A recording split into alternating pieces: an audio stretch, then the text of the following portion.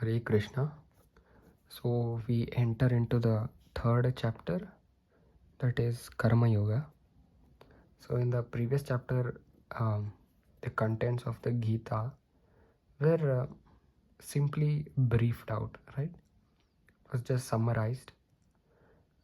So the third chapter is about Karma Yoga, and um we see that how the Gita is being said to Arjuna by Krishna himself.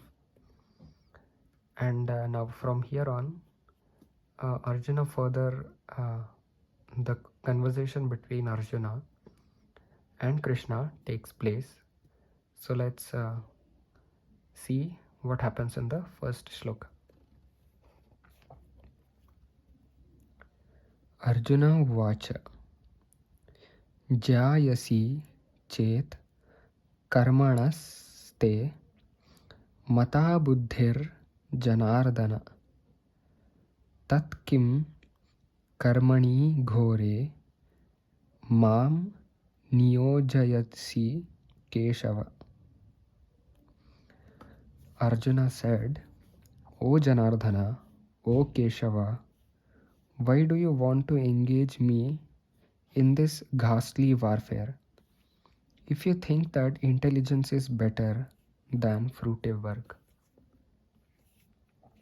So here Arjuna asks that why Krishna, he's addressing Krishna as Janardana or Keshava, and he's asking why are you involving me in this battle, even though you think that intelligence is better than fruitive work, right? So let us read it. Purport.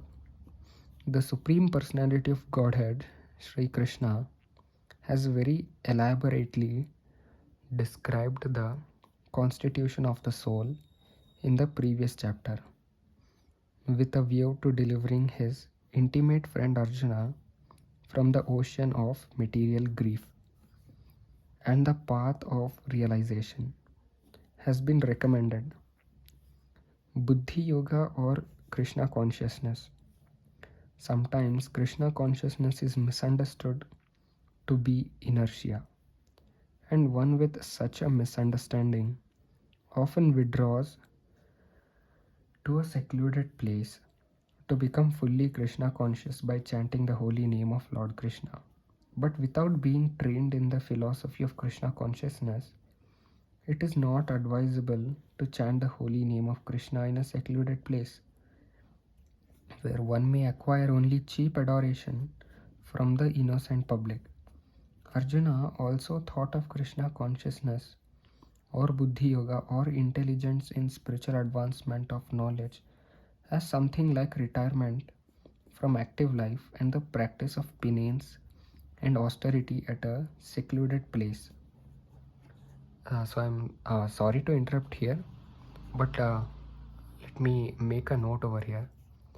You know, many people think that Krishna consciousness is something that leaving everything, leaving my studies, leaving my job, and leaving my family members, and leaving everything, leaving the whole world, and just chanting the holy name of the Lord.